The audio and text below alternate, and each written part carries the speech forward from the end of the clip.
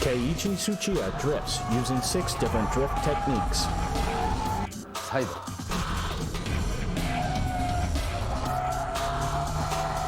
シフトロック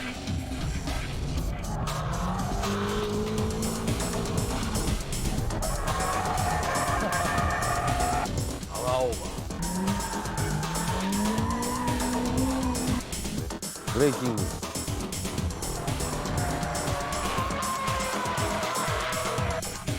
フェイントアクセルオフ In this issue of BMI's Special Edition, we will focus on the art of drifting performed by the Drift King himself, Keiichi Tsuchiya.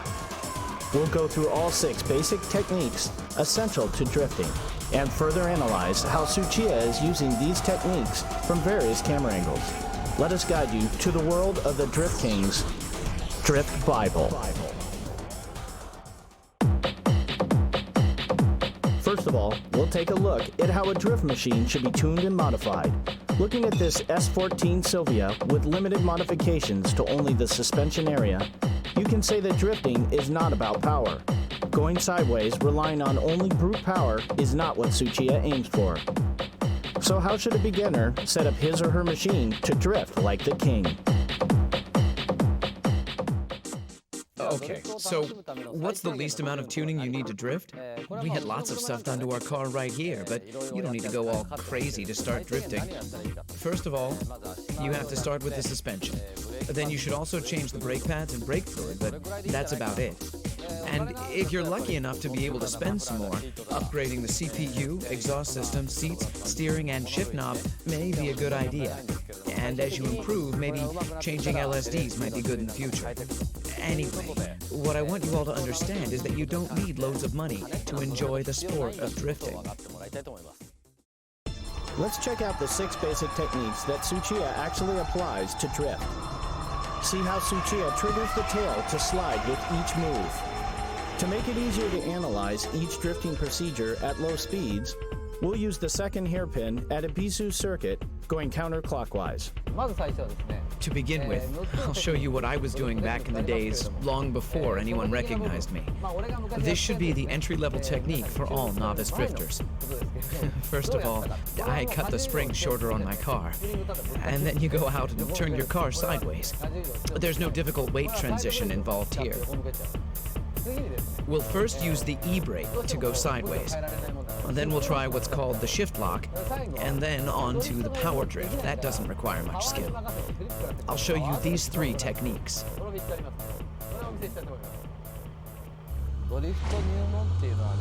This one's for all beginners. Everyone goes through this stage. I started off doing this too. This drifting relies all on the e-brake.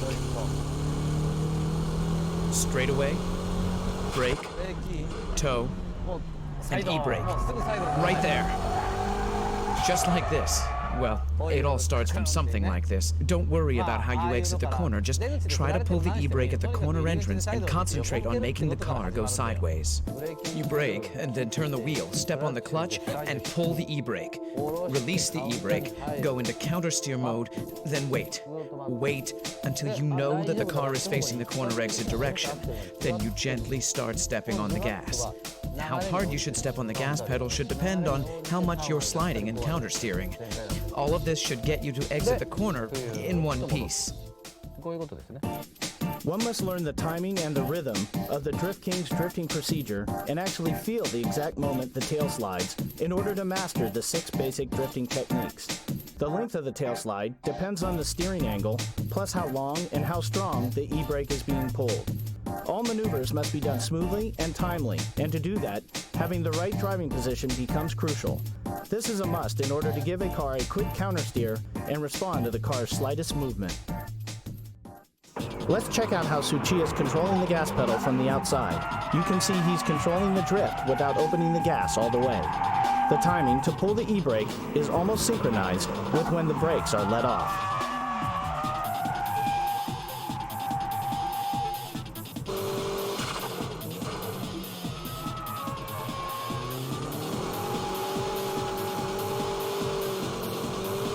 The second technique is the shift lock. Notice that Tsuchiya's right foot is not doing the heel and toe move. Okay, let's now look at the shift lock.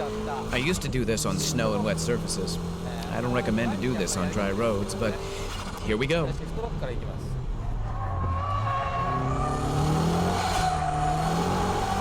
Just like that. Kick the gas all the way in third gear. Brake, steer, then boom. You let the clutch go without using heel and toe. The rear will suddenly lock. Then you slide, counter steer from here.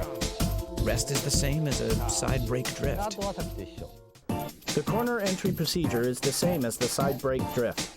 The important point here is when to release the clutch. Tsuchiya lets off the clutch just as he eases off the brake and steers in.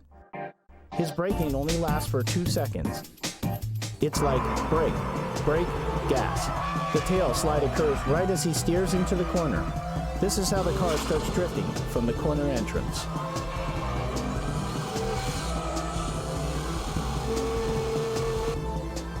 In power over drifts, throttle control is the key.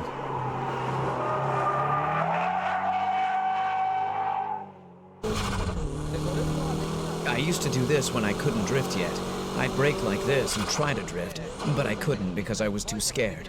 So the only thing I could do was to step on the gas all the way at the corner exit. I used to practice this on the snow as well. When you can't do anything about the strong understeer at the corner entry, you should try this on snow or on a wet surface to practice. Steer into the corner even if you feel the understeer, and at the corner exit, just floor the gas and make your car go sideways, and as you exit, countersteer.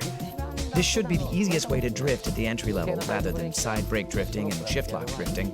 You should practice this on a slippery surface, and remember not to step on the gas until you reach the corner exit point. Because if you give too much gas before this clipping point, you'll end up understeering. In this case, the corner entry is the same as before, gradually opening up the gas until the clipping point. Then Tsuchiya loosens up the gas for a moment, and then he kicks in the gas pedal to get the tail sliding. Power over drifting needs strong front tire grip. This is the reason why Tsuchiya loosens the gas to make the weight shift to the front. By this time, you've mastered the entry-level drifting. And if you're in control of the car's weight transition, you can pull your e-brake lightly. Just a tad so that people watching can't even tell you're pulling the e-brake. Then you'll learn how to drift using shift lock and braking. But this entry level is a good starting point for all beginners. How is the weight transition being done? Let's check out the braking drift.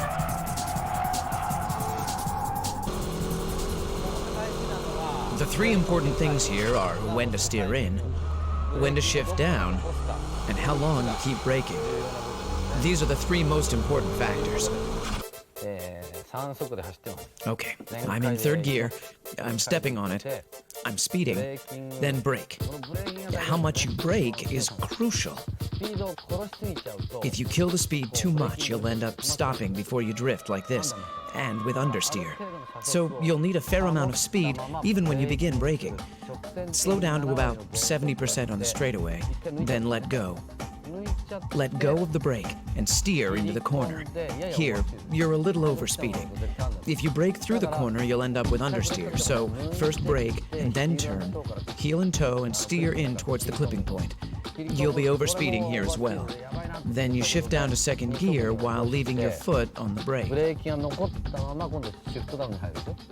Let's say you're running around 5,500 revs when you shift down to second gear. Release the clutch like you're running around 5,400 revs, but don't let the gears lock. It's similar to shift lock drifting, but you don't lock the rear tires with braking drift. Anyhow, that's how I do it. Sometimes I drift by only braking, like through corners where I can enter and exit in second gear. I step on the brakes, leave the brakes on, then turn, and I brake once again towards the clipping point. Then the car starts to slide. With this kind of drifting, I concentrate on the front and rear brake balance. If only the front brakes work and the rear don't, it's impossible to brake drift. You can't control the shifting weight of the car if only the front brakes work. Obviously, braking is the key here. Tsuchiya is not braking hard at all. He's stepping on the brake with a certain rhythm to adjust the speed. If you coordinate the steering work to the braking, you're a step closer to Tsuchiya's braking drift.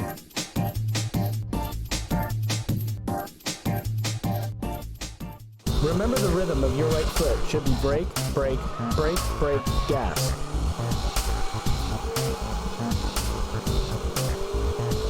Steering into the corner and shifting down should be done simultaneously.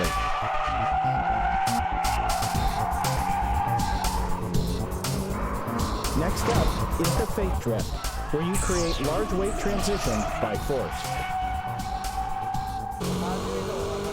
When weight transition is difficult to make just by braking, you shift the weight with a feint movement.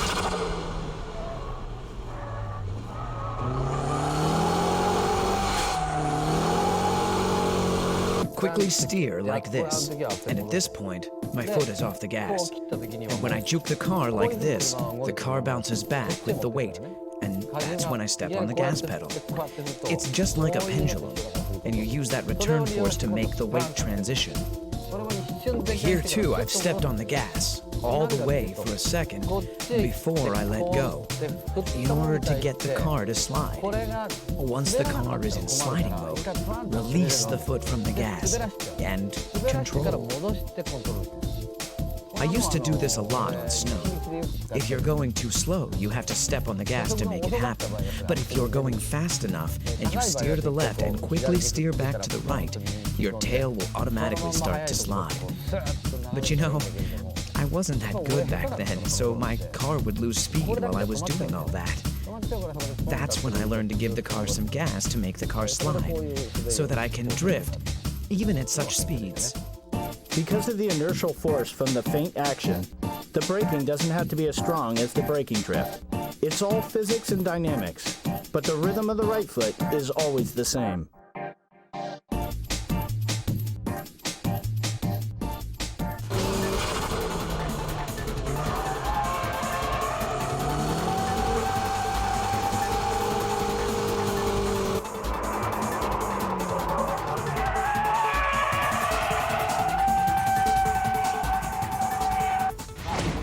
Okay, shall we try this dynamic drifting?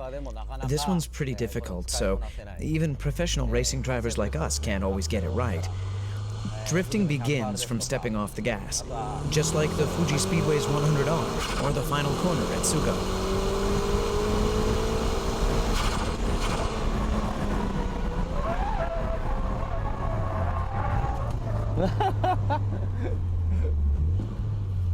Unbelievable.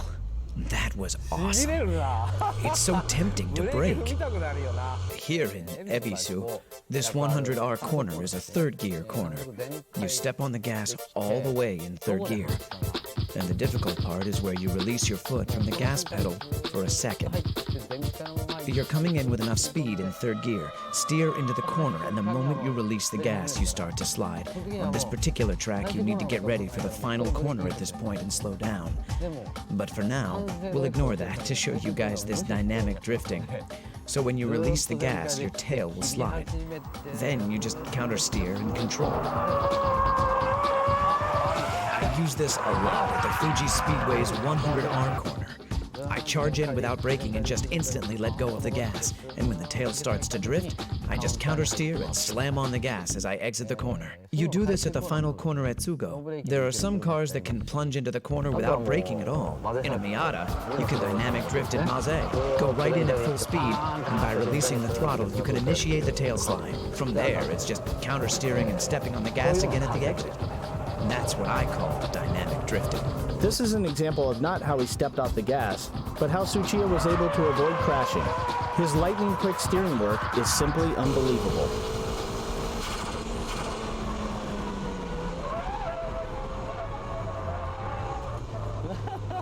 So that was dynamic drifting, which is the ultimate form of all drifting. That wraps up the 6 basic techniques of drifting. I won't recommend the dynamic drifting at the early stages of learning how to drift, since it can be dangerous. With the mastering of all these 6 basic techniques, you too will be able to drift like a pro. The first thing you have to do if you want to take up drifting is not to be afraid. Try to have fun. Don't think too much about weight transition, dynamic drifting, and your suspension setup. Visit a track, go out there and start pulling the e-brake. That's the best way to learn how to drift. After you get the hang of it, try to use all 6 techniques in various corners. Take your car to as many tracks as possible and try different styles of drift. And again, be safe and have fun. The art of Tsuchiya's drifting is that no matter which track it is, or what car he's driving, he can drift beautifully. Why is this possible? Let's see why Tsuchiya is called the Drift King at Maze Circuit.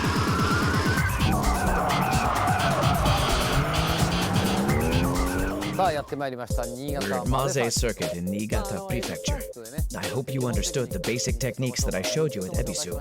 Here at Maze, we're going to be applying those basic techniques to high-level drifting. As you can see from the track layout, Maze Circuit is composed of many types of corners, from low to mid-speed corners to high-speed corners, where I can show you the e-brake drifting, power-over drifting, and dynamic drifting.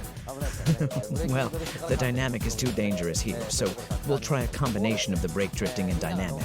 And we'll show you how to do this with various types of cars, actual cars that you might own. I'll show you how to drift with cars that won't turn well, or have strong oversteer, or even cars with very little power. Here is a demo run by Tsuchiya in a nicely tuned S14 Silvia. I have to warm up my tires first. This slightly wet condition can make the car oversteer or understeer in certain corners. So, let's warm up the tires and the brakes first. How will Tsuchiya control his S14 on this surface? The G-ball will indicate the weight transition at each corner.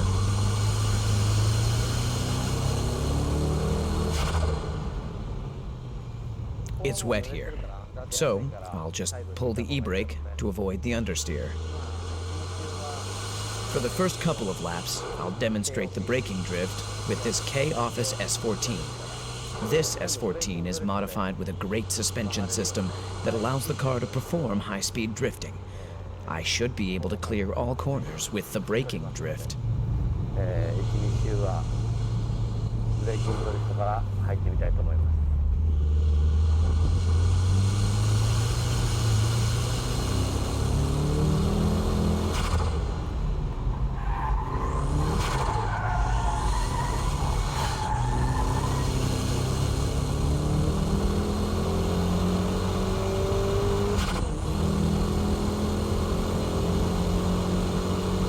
You know, no matter which track you're at, which corner you're going through, what you have to do is basically the same.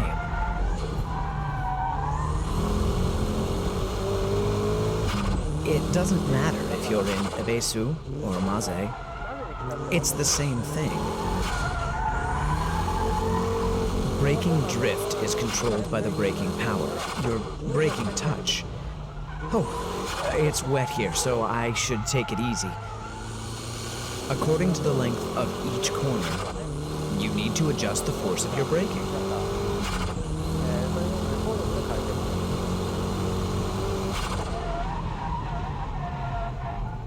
I went into that corner too fast.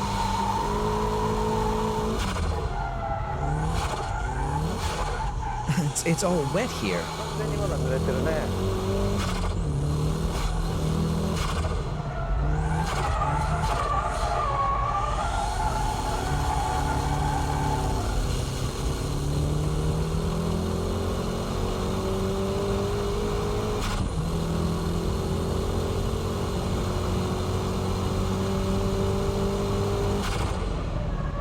See? I'm doing the same thing. No matter where I go, this is how I do it. But remember, you have to adjust your speed, braking power, and steering angle for each corner. What do you do when it's all wet like this? Just pull the old e-brake.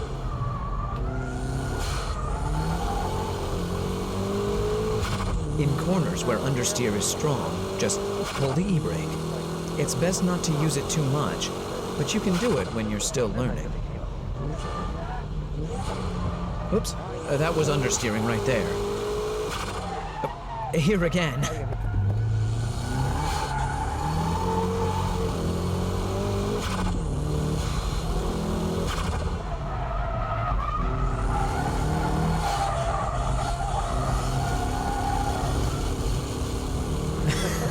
My drifting is a bit wild, isn't it?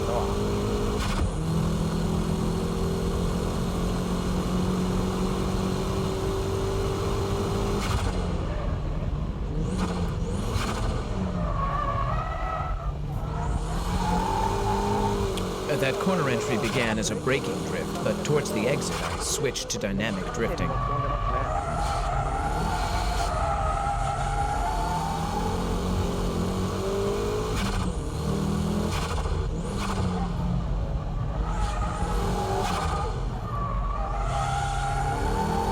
Here I'm power drifting at the exit.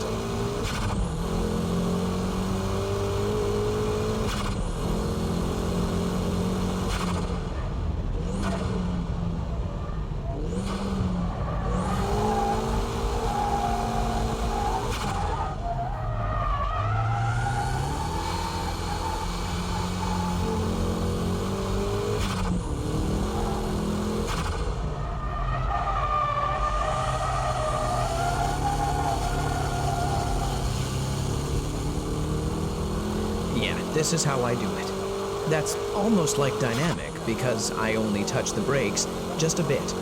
It's a combination of braking and dynamic. Brake and shift down to second. Ride the brakes a little, then transfer the weight to the front. And from here, it's power drifting. I'm going uphill here, so I'll give it a little more braking so that I can get a stronger weight shift and leave a little braking here as well.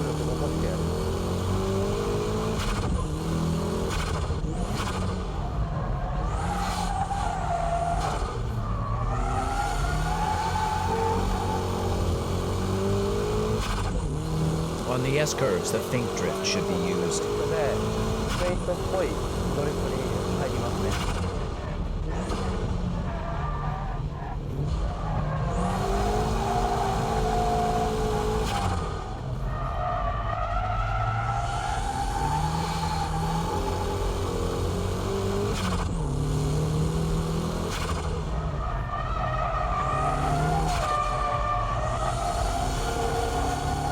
It goes like this.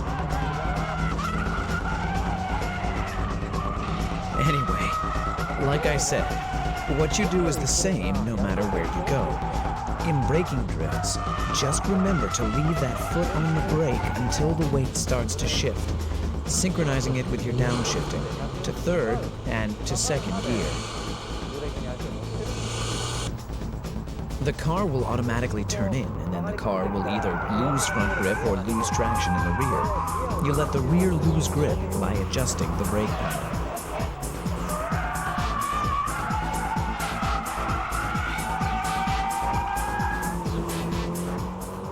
Let's check out how the S14 is acting on this final corner from the outside camera. This well-balanced S14 Silvia goes into braking drift by a light touch of braking and smooth steering work.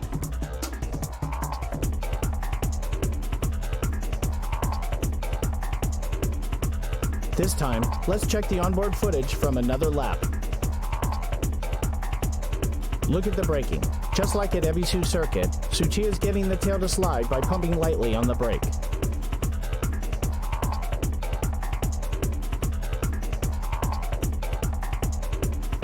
As Tsuchiya countersteers, the G-balls are intact and moving towards the rear very smoothly. A beautiful drift must have smooth weight transition. Pay attention to the angle of his countersteering and throttle control.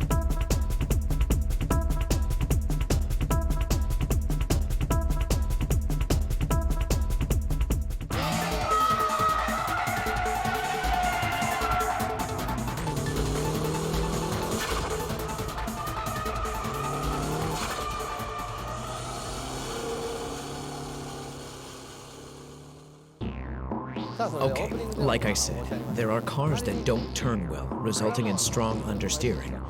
Here we have the Hachiroku and the S13, both which are notorious for understeering and weak front traction. If the car is this low, I don't think the suspension has enough travel.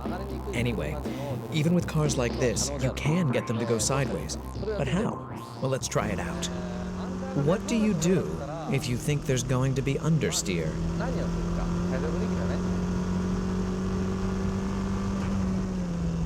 Remember, pull the e-brake. After braking, and if the weight doesn't shift enough, what do? Pull the e-brake. Then you turn, just like this. It's the same here too. If the weight won't shift, e-brake it. It's the same at the next corner as well. No weight shifting, then pull the e-brake. And this time, use the brake pedal to turn back.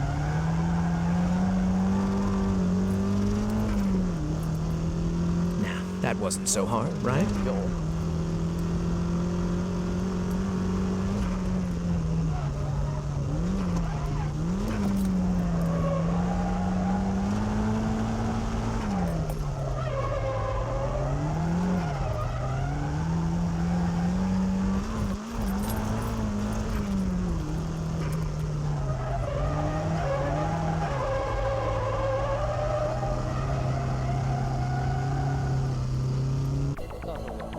I'm standing here at the first hairpin curve on the Maze circuit. I'd like to demonstrate the different drifting procedures with different cars.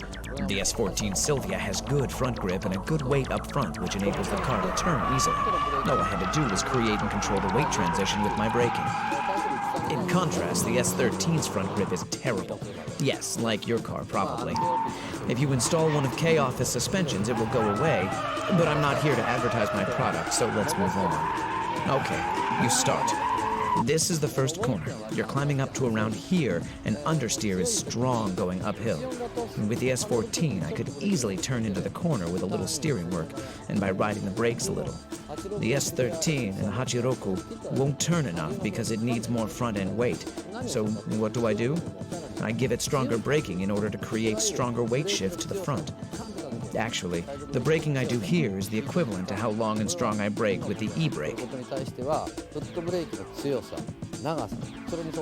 Remember, always to shift more weight towards the front end. So here you're going uphill, and when you reach the top, you start braking. And as you turn into the corner, ride the brakes longer compared to what you would do on an S14. Then the rear end will start to slide. From here, you just smile and step on the gas to power drift right out from the corner. Next up is a champion for oversteering, the MR2. I mean, these types of cars won't stop once it starts going around. Just like the NSX, these mid-engine layout cars have light front ends and heavier rears, which makes them spin happy. Oof, that was close. When I ride the brakes like I did with the S14, this happens. Adjusting the pressure you brake with and how long you brake entering the corner is the key here. The difference between the S14 and the MR2 is the braking power you apply.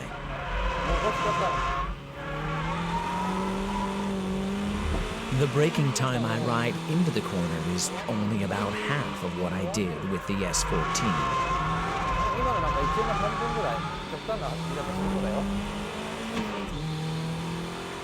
Right here, I quit braking already.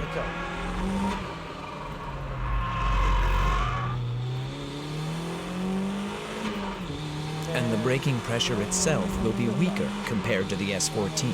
Of course, the method to decrease speed is exactly the same, but here, you leave the brakes on. That's the difference. Here, you begin your countersteer a bit earlier.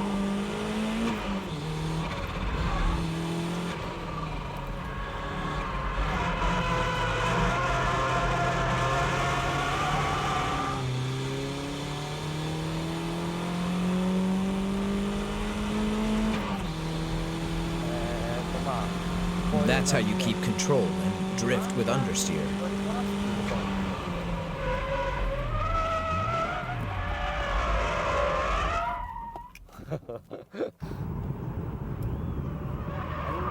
Whoops. Yeah, I thought I had that one. But hey, even monkeys fall from trees. The car had too much speed on that one. So, the important thing here is to keep the weight transition smaller. Delicate weight shifting is the key here. Like here, I go in like this, but I'll let go of my brakes early. You can tell by looking at the G-ball that the weight transition is smoother compared to the S14. This is how you drift with cars that have strong oversteer. You countersteer as soon as the tail slides. Earlier countersteer is important. And the speed, you have to start countersteering at high speeds like this.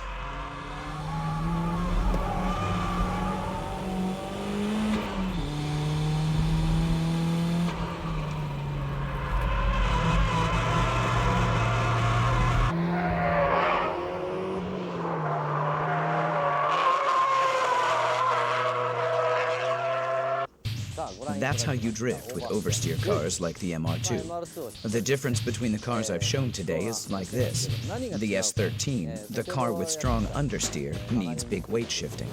The S14, which has neutral steer, only needs braking drift technique to go into the corners smoothly. Whereas strong oversteer cars, like the MR2, need stability as you brake into the corner. You're carrying a heavy load of weight in the rear that makes the car unstable and wobbly when you're going in. So, stabilize the rear weight and go into the corner, adjusting the amount of your braking according to the steering angle. The amount of weight transition is about half of what you have with an S14. And with only half the pressure on the brakes, these cars can turn in at the same angle as the S14. The S14's countersteer is sharp compared to that of the MR2, so what must be done on the MR2 is the exact opposite. When you steer in, let off the brakes early. The tail end will react and start to slide. Then you countersteer. On the S14, I countersteer at this rate, but on the MR2, I steer like this and wham. That's the kind of difference in steering speed. The important thing here is the speed of your countersteer. Not just here on the first hairpin, but here on the S-curve, and right here as well. When going downhill, the weight becomes larger, so the rear becomes easier to get thrown out. So it's better to turn small here on the first one, so that you can drift on the second corner. The same here. You don't want any understeer or get thrown towards the outside on the first one, as these cars with strong oversteer won't be able to recover by the second corner that's coming right up. So just turn small on the first one, and on the second one, just lightly step on the brakes or let go of the gas to get the momentum change. Then you can control with a quick countersteer. Compared to FR cars, these mid-engine cars have good traction. Therefore, the driver has to act quickly and perform the next move earlier. You can wait for the tail slide to ease down a bit before you hit the gas on FR cars. But on these mid-engine cars, you don't wait.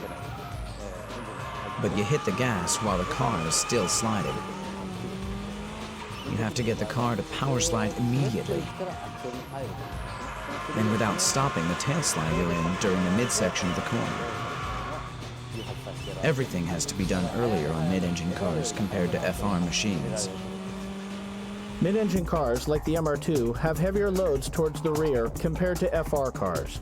So mid-engine cars tend to have a stronger grip with the rear tires.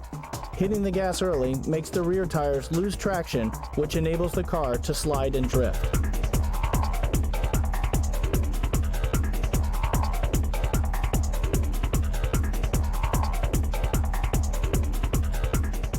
The big difference between the S13 and the S14 is that the action needed to trigger the tail slide is smaller.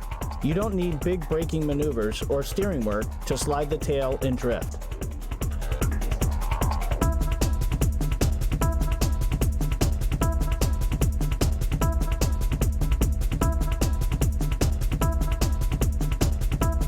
Further, by checking the different laps, you can see Tsuchiya stepping on the brakes with more pressure, but the tail doesn't slide. So he gives it gas, but even that doesn't make the car slide. The last thing he did was letting off the gas to get the car to go sideways. This proves how Tsuchiya can instantly change his applied techniques according to the situation he is facing.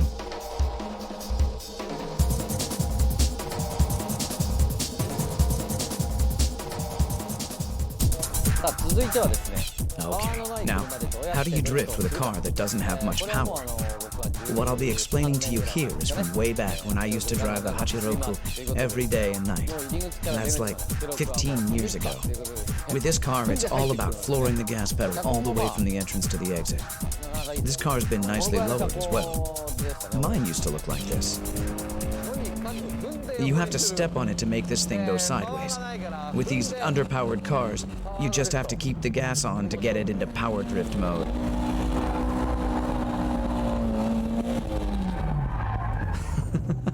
I just killed the power.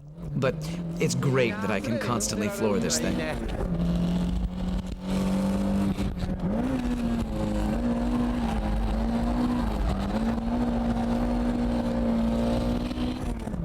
This is great. I'm flooring it. It's so cool. I wish Toyota could make cars like this again.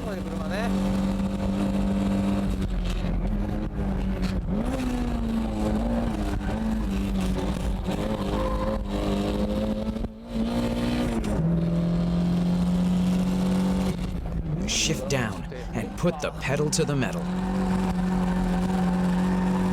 It feels great. Just the right amount of power to have fun.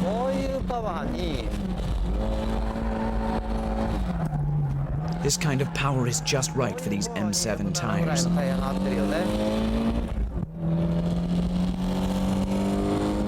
Feels good. Now, this is fun.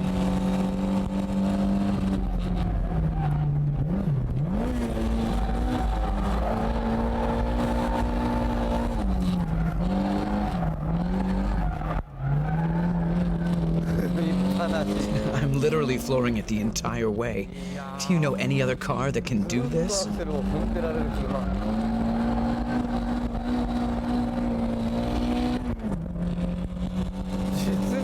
It's just great.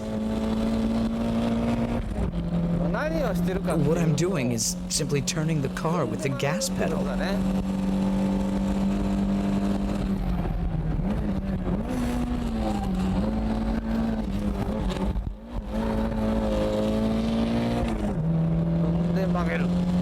Step on the gas to make it turn, brake, and shift down, then step on the gas again. Step on it to let the rear go.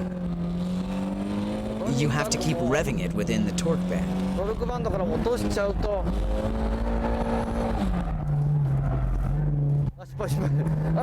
Oops, I dropped it. Whoops.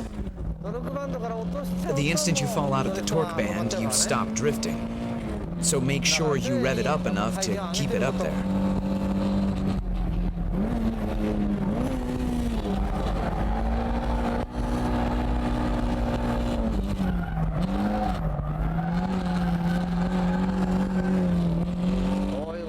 This is what I mean.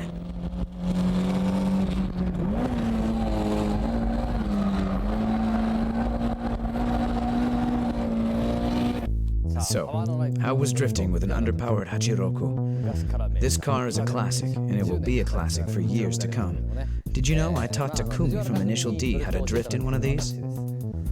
Okay, the first hairpin, what am I doing? I'm simply turning the car only with the gas pedal. This is the biggest difference from other cars. This is quite a technique, definitely for advanced drifters. You need to use this here on the first hairpin, and here on the S-turn. And here. I use a combination of the braking drift and dynamic drift. It's the same here as well, but on the final corner, these old cars have tendencies to understeer. So, what do? You step on the gas and turn the car sideways. Let's check the steering work for the first corner. You come down the straightaway in third gear, so shift down to second. Steer into the corner, but the car is understeering. Step on the gas all the way and let the rear slide. Then you let go of the gas and wait. But if you wait too long, you'll lose too much rev, and your drift power will stall. So, after you give it gas all the way to make the tail slide, countersteer.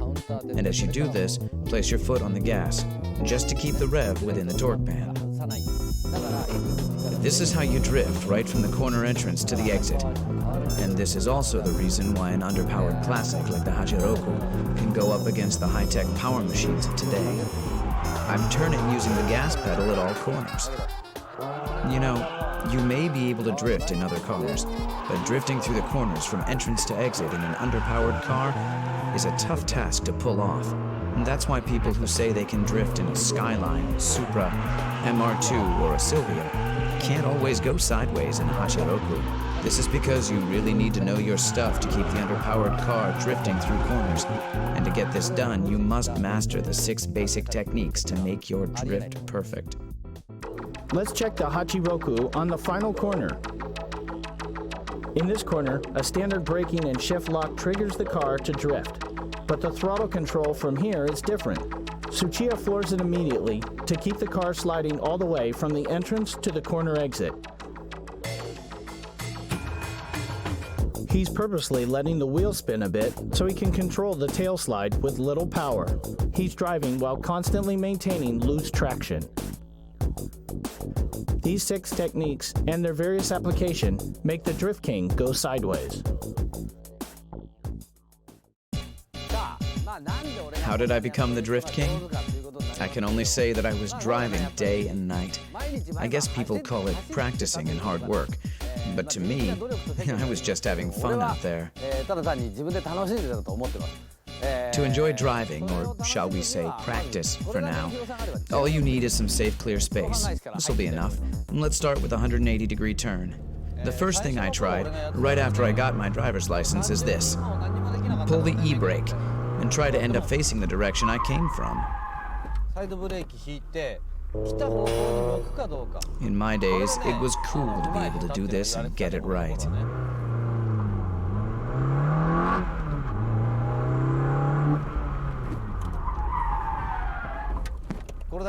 You know, you guys have these cones or pylons now, but in my days, we didn't have anything like that, nor were we smart enough to think of using one.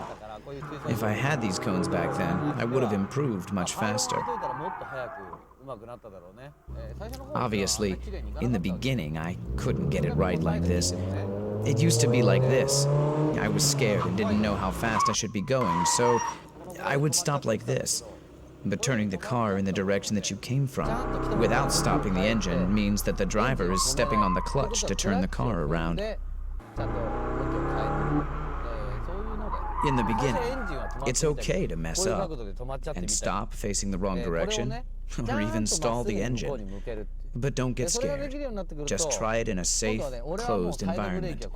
And once you learn how to turn 180 degrees with an e-brake, your next step should be making 90-degree turns. I never did this on the streets. The important thing is to keep trying, and of course, practice in a safe place. Turning 90 degrees is a cool trick. Let's say this is a right-angle corner, and you go like this. This 90-degree turn is easy once you get the hang of pulling the e-brake, adjusting your speed, and countersteering to face the right direction. Once you master these 2 techniques, you'll want to install an LSD. You'll be able to turn 180 degrees and move on to doing 360s without stalling the engine. But remember, this is after you've completed the 90 and 180-degree turns. Believe me, you will be able to do this only if you know the basic techniques of sliding the car from a simple tail slide to a power slide, adjusting the drifting with your gas pedal. The LSD really comes after you master the basic techniques. The important thing here is to discover how much fun it is to play with your car. Like here, I can turn just by pulling the e-brake. When you learn to do this correctly, you'll want to do it on the track. The main objective of this special training program is that you have fun driving your car. If you have fun, you'll be calm enough to sense the behavior of your car, and at the same time, you won't be scared of your tail sliding anymore. Tsuchiya says that if you go through these training programs, you'll be able to drift on track for sure. Watching this DVD should enable you to look over the weak points of your driving, and from there, try out the various drifting techniques that Tsuchiya has illustrated. The lesson continues.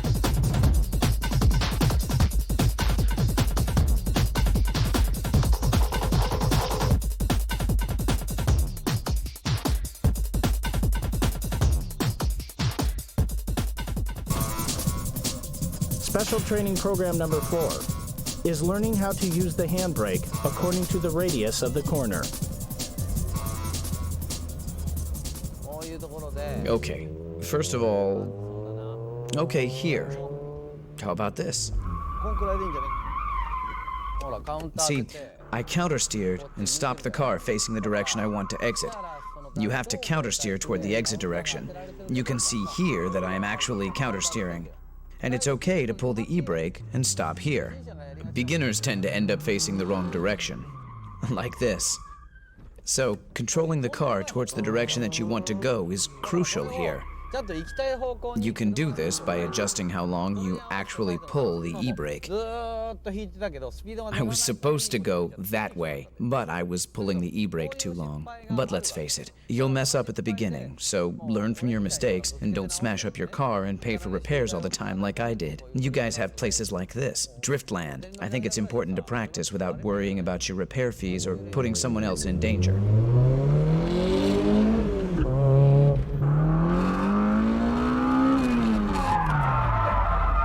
See, here. I'm pulling the e-brake too long, letting the car slide too much. In this situation, your left hand is pulling the e-brake, and your right hand working the countersteer is too slow. This is how you'll end up facing the direction that you came from. So, just shorten the time you're pulling the e-brake.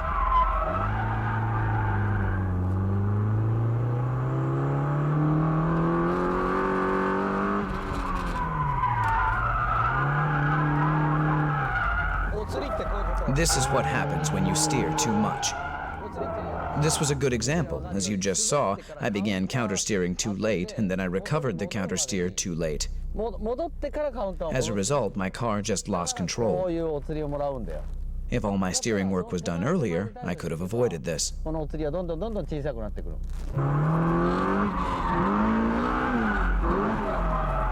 If you end up doing this, just hit the brakes and stop the car. Take a deep breath and calm down. You won't get anywhere trying to recover from this state, so just stop the car and chill, okay? And start from zero all over again. Okay, let's review the training program. I admit that this training needs effort, but you want to have fun too. So find a safe place to practice and start from the 180-degree turn. Then try the 360, but you need an LSD to do this. Then the 90-degree turn. And when you learn all this, come to a track like this one to practice, where you can find something like this. To practice doing donuts, you need an LSD. Come to a track like this to practice pulling the e-brake along the actual radius of the corner. If it's a 90-degree corner, just pull the e-brake for a second, countersteer, and then hit the gas. For 180, which actually is a U-turn, you need to keep pulling for at least 1 second to let the tail slide.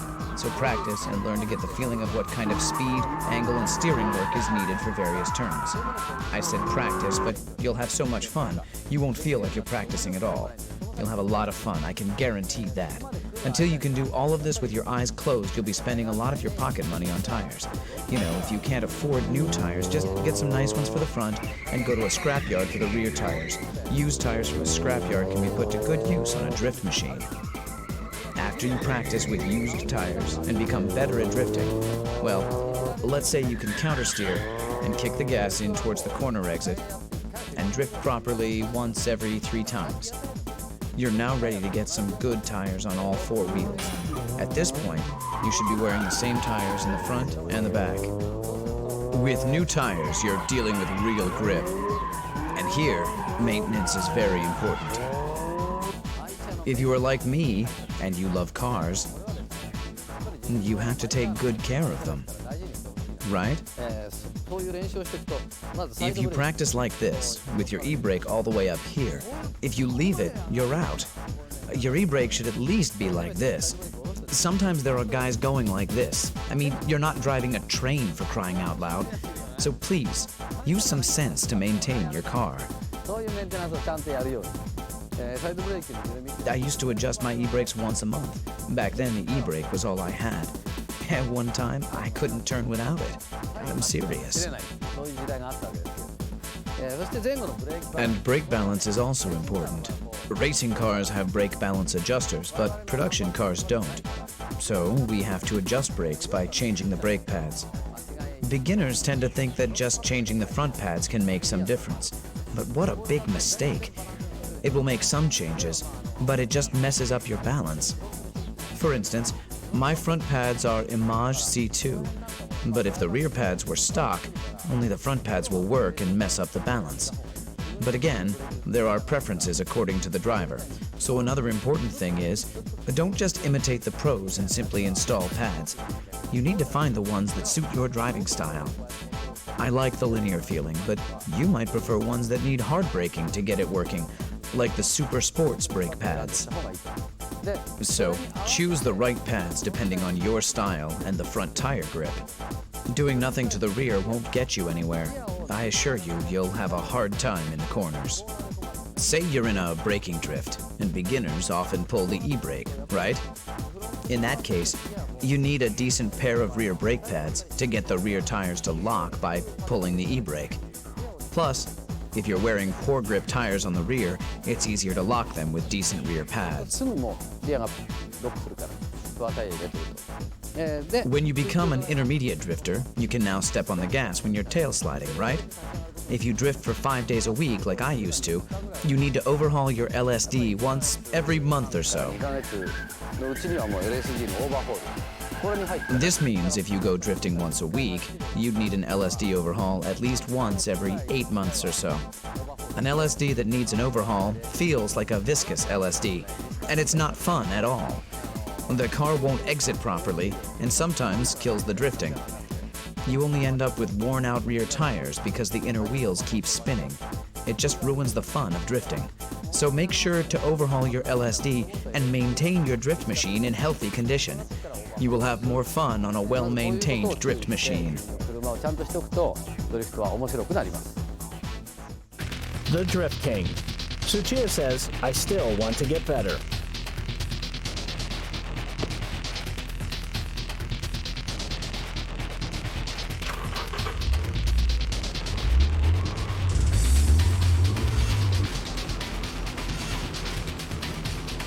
This is Tsuchiya's flat-out drift attack at Ebisu Circuit.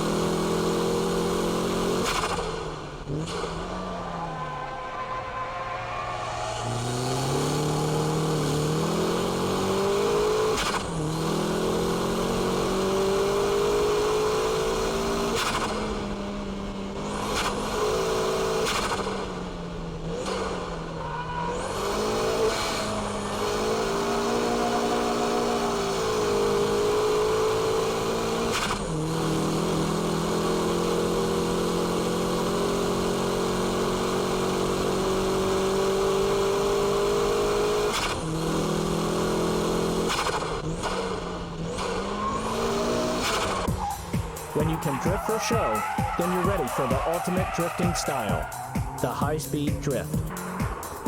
The 6 techniques are still vital for this style of drifting, but now you're going fast. When speed and drift meet, you get the ultimate driving style. The high-speed drift is composed from small countersteering and velocity.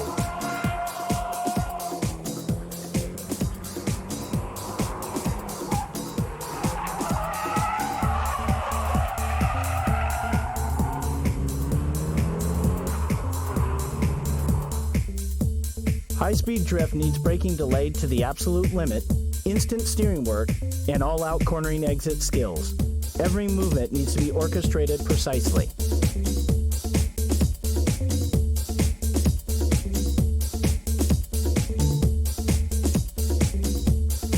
Focus on the steering work as well.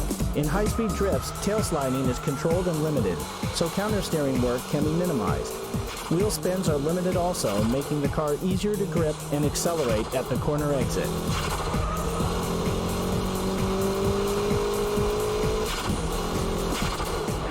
Let's compare the high-speed drift and the show drift laps at Ebisu.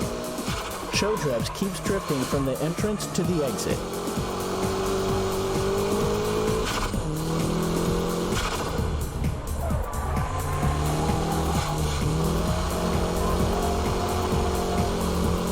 With the high-speed drifting, traction recovery is very quick, even during the counter-steering work.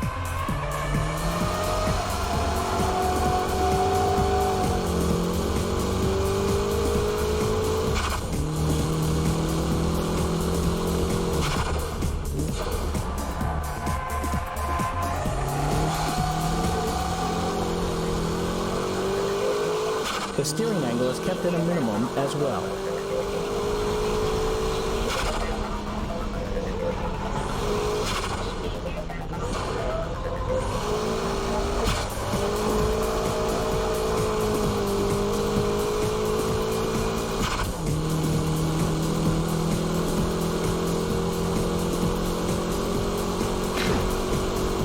This is the ultimate style of drifting, high-speed drifting. So, how did you like the BMI Special Edition Drift Bible? I hope I was able to show you the profound world of drifting. It's a driving technique and also a sport in its own category. But when I first started drifting, I was having a ball just going sideways. But some people used to criticize my driving style and say that it wasn't real drifting because I was using the e-brake and shift locks. But I didn't care and I just kept at it. And at the same time, having a great time. As I've been saying all through this DVD, the 6 basic techniques are what make my drifting style possible. After mastering all 6 techniques, I found the dynamic drifting. To be specific, it's a combination of the braking drift and dynamic drift. This style naturally became my own drifting style. Anyway, don't ever give up, even if your car is not turning or has strong oversteer. There's always a way to drift any car. And remember to be safe and have fun. Try to have as much fun as possible when you start drifting. And once you're able to drift, set your goals higher and keep at it.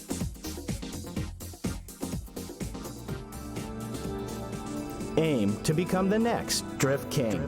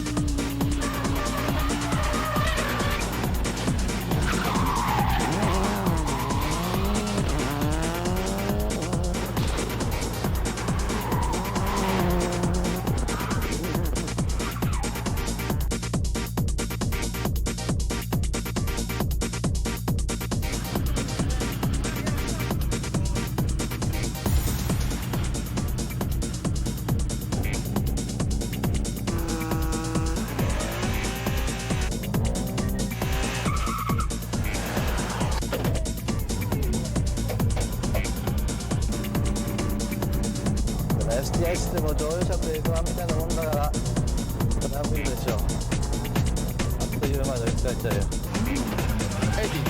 80 right over crest 40 6 left over crest 20 5 right crest over crest long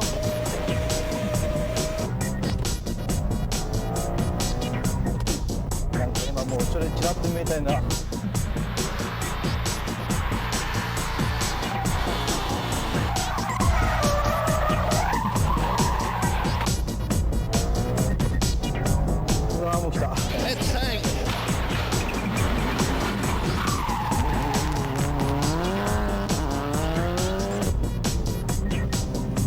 ナビゲーターいるとすごい楽なんだろうな。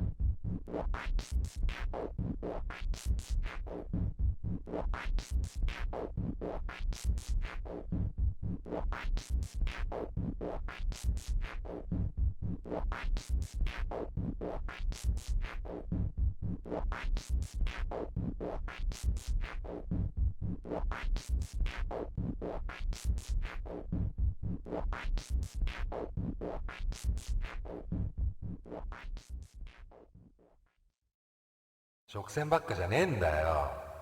おい、こら。